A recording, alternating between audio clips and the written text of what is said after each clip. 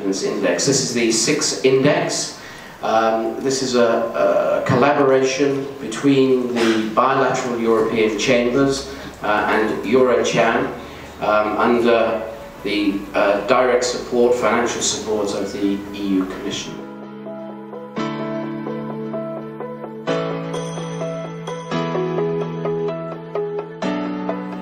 More generally, and that's, I think, a key message I want to, let's say, deliver again. And I know that the EU is not the only one to deliver it. Look at the World Bank, the IMF and others.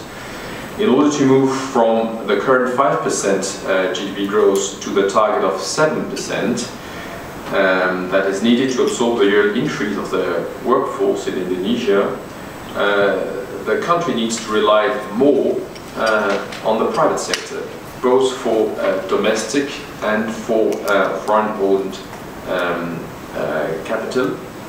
And the government should implement the announced economic reforms, in particular when it comes to open up the economy and welcome imports, as imports clearly feed exports and stimulate foreign direct investment.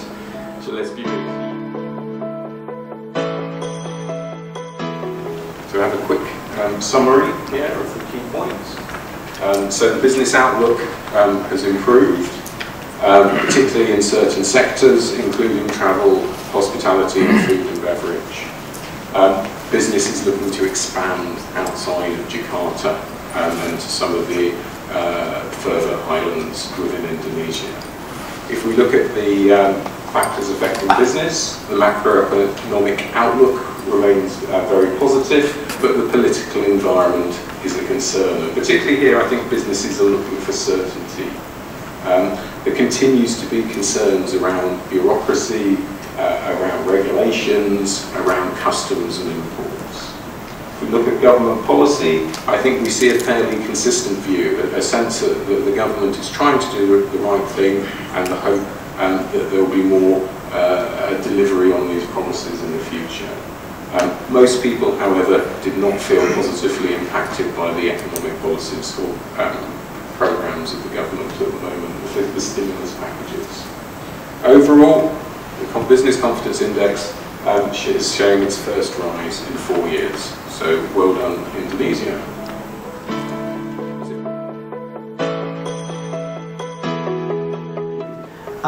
I think I'd like to highlight just 4 or 5 issues that are very important from my perspective. The first is on consultation. The government has gotten better at consulting business, but actually I think there is still a lot of room for progress on this. Policy, even good policy, is still being made with very limited consultation. And we are working with Pak Darmin's ministry, the Coordinating Ministry for Economics, at how the government can more systematically consult and improve the policy-making process. So whilst the effort over the last few years has been on clearing up bad regulation, and there's progress made and more to do, actually putting in place machinery to stop bad policy being made in the first place, I think is absolutely critical for the future, and it's an area where my embassy will be launching some joint work with Pak Darmin's ministry during the course of this year. So I think this is a key area for progress. 3 other issues where we feel that there is room for progress. The foreign workers regime rightly received lots of plaudits in this business index survey. This is an area where we and others have been lobbying for some time. I will be seeing the Manpower Minister in early May to further discuss this. The new announcements are very welcome. How they are implemented is going to be key. Actually, there was limited consultation in the formulation of this announcement with businesses, and so we are hoping that there will be better consultation around the implementation processes for this new foreign workers regulation, and that's something that I'll take up, and indeed very keen to work with Eurocham and indeed British businesses and indeed other businesses. We know businesses don't want to hire more foreign workers than is necessary, but in terms of plugging scarce skills and indeed the transfer of skills and building up human capability, I think this is a key area. A second area that's of attention to us is customs, where again the government is making very strong progress, but we would like to see a better integration between the Indonesian National Single Window and technical regulations that are being produced by the ministries to streamline the import-export process. A related area is standards. The government is having a good push and an important push on protecting consumers by developing Indonesian national standards, but trying to harmonise these Indonesian national standards with international standards would actually both help importers into Indonesia, but also would help Indonesian exporters.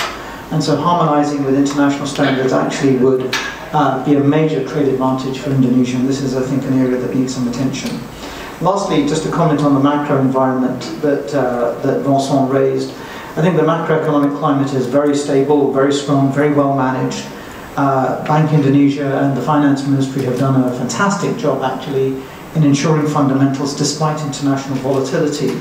But I think a key area of risk as we go into this election year is the potential re-emergence of fuel subsidies. And as we look back at Indonesia's macroeconomic history over the last 10 or 15 years, that was the Achilles heel of this economy. And that's something that needs to be watched very carefully.